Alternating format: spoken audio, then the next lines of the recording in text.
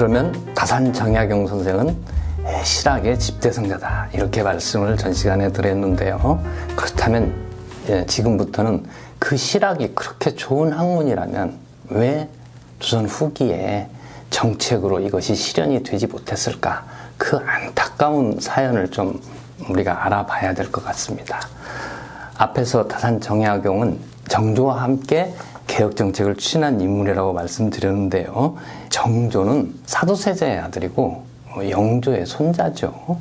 그래서 정조가 직면한 정치적인 역학관계를 우리가 알려면 영조가 어떤 상황에 처해 있었는가를 우리가 좀 미리 알아볼 필요가 있습니다.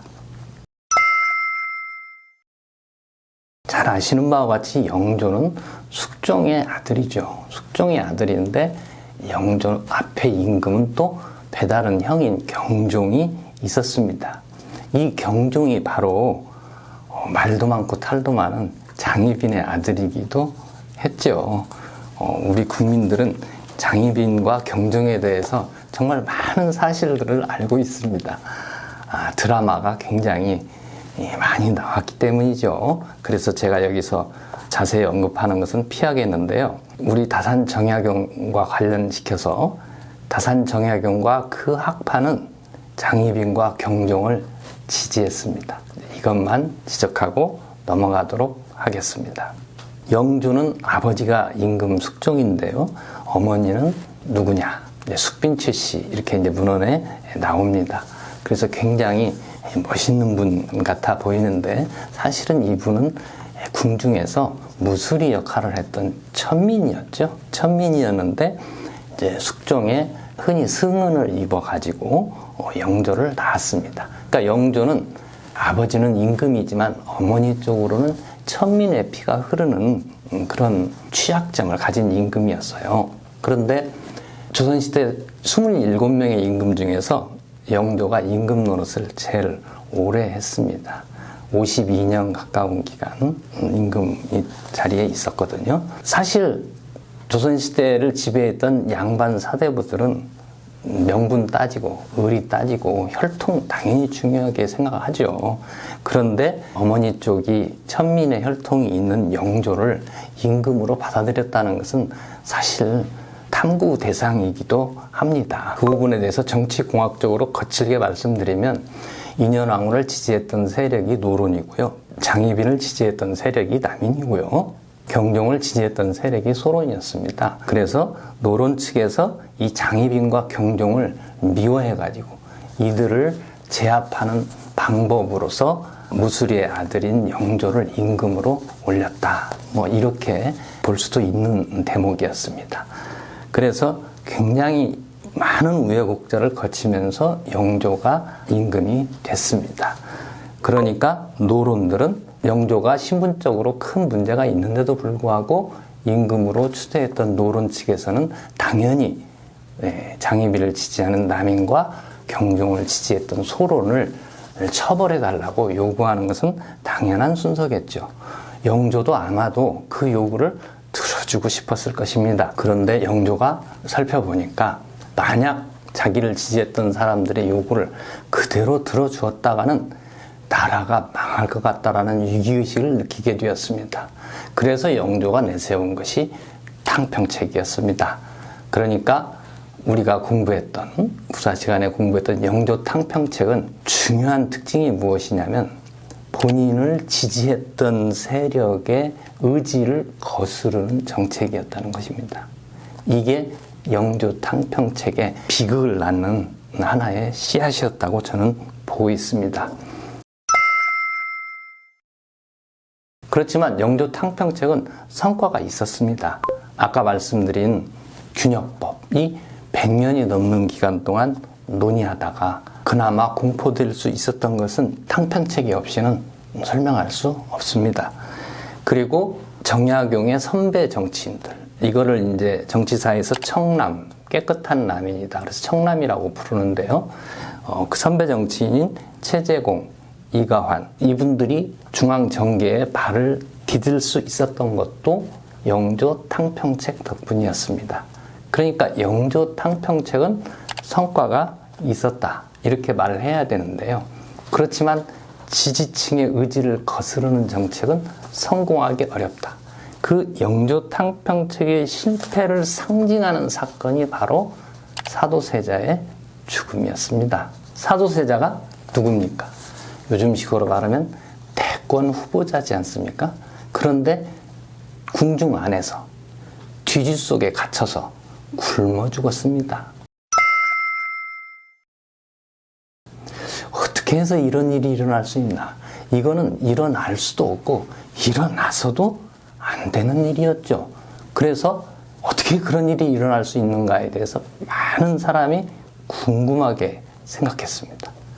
그렇지만 당대에도 그렇고 오늘날까지도 그 내막은 잘 알려져 있지 않습니다. 그런데 백성들이 궁금해하면 흔히 답을 내놓는 사람이 나오기 마련이죠. 사도세자하고 가장 가까운 곳에서 그에 대한 그 내막을 알리는 저술이 오늘날 전해지고 있습니다. 그것은 사도세자의 부인인 해경궁 홍씨가 쓴 한중록이라는 저술입니다. 이 한중록은 한가할 때 썼다고 해서 한가할 한자를 쓰기도 하고요. 한 맺혀서 썼다. 그래서 원한이라고 할 때 그 한자를 쓰기도 합니다. 이 해경궁 홍씨가 쓴 한중록은 사도세자가 죽음에 이르는 과정을 가장 가까운 자리에서 관찰한 사람의 이야기이기 때문에 그와 관련된 풍부한 내용을 담고 있습니다. 그런데 그 요지를 한마디로, 결론을 한마디로 요약하라고 한다면 사도세자는 정신병자였다. 이것이 한중록의 결론입니다. 그러니까 해경궁 홍씨가 자기 남편 사도세자의 편을 든 게 아니었어요. 사도세자가 정신병자였다는 것은 무슨 말이냐면 아무리 내 남편이지만 죽을 짓을 해서 죽었다는 뜻이 되거든요. 그런데 해경궁 홍씨가 묘사한 정신병자로서의 사도세자와 관련된 행적은 거짓은 아니었습니다. 사도세자가 죽기 직전에 오늘날에도 우리가 볼 수 있는 영조실록을 보면 많은 사람들을 죽이고 시도 때도 없이 동궁전을 들락거리고 그리고 동궁전 안에 무덤을 파고 거기에 무기를 감춰두기도 하고 이런 것들은 모두 팩트로 확인이 되고 있습니다. 그러니까 해경궁 홍씨가 정신병자라고 했던 것은 틀린 말은 아니었습니다. 그렇지만 해경궁 홍씨가 소홀히 한 것이 한 가지 있습니다. 그것이 뭐냐면 그러면 사도세자가 날 때부터 정신병자였냐는 것이죠.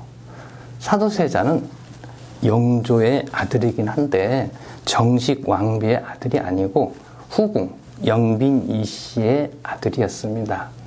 그래서 사도세자가 태어났을 때 영조가 별로 기대를 안 하고 사도세자를 봤어요.